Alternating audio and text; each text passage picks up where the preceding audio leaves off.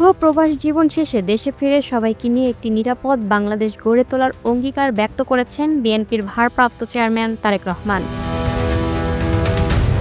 বৃহস্পতিবার 25শে ডিসেম্বর বিকেলে রাজধানীর ৩৬ জুলাই এক্সপ্রেসওয়ে সংলগ্ন এলাকায় আয়োজিত এক বিশাল গণসংবর্ধনা অনুষ্ঠানে তিনি এই মন্তব্য করেন।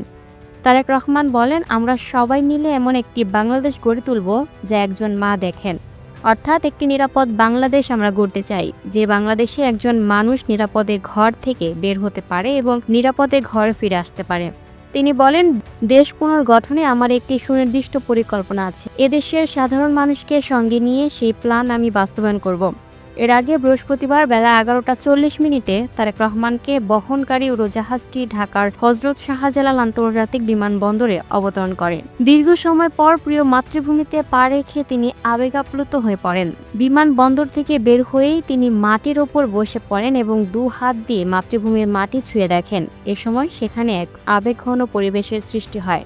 বিমানবন্দরের ভিআইপি লাউঞ্জে তাকে ফুল দিয়ে স্বাগত জানান দলের মহাসচিব মির্জা ফখরুল ইসলাম আলমগীর। এরপর তিনি স্থায়ী কমিটির সদস্য ও উপস্থিত শীর্ষ নেতাদের সঙ্গে আলিঙ্গন ও কুশল বিনিময় করেন। সেখানে আরও উপস্থিত ছিলেন তার শাশুড়ি, স্ত্রী ডাক্তার জুবাইদা রহমান ও কন্যা জাইমা রহমান সহ পরিবারের সদস্যরা। বিশাল গণসংবর্ধনা বিমানবন্দর থেকে বাংলাদেশ লেখা একটি লাল সবুজ বুলেট প্রুফ বাসে চড়ে তারেক রহমান সরাসরি গণসংবর্ধনা স্থলের উদ্দেশ্যে রওনা হন।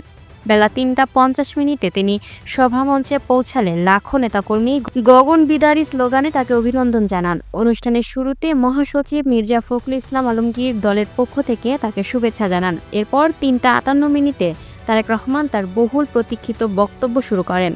৩৬ জুলাই এক্সপ্রেসওয়ে এলাকায় আয়োজিত এই গণসংবর্ধনায় মানুষের ঢল নামে। নেতাকর্মীদের ভিড় সামলাতে হিমশিম খেতে হয় আইনশৃঙ্খলা রক্ষাকারী বাহিনীকে।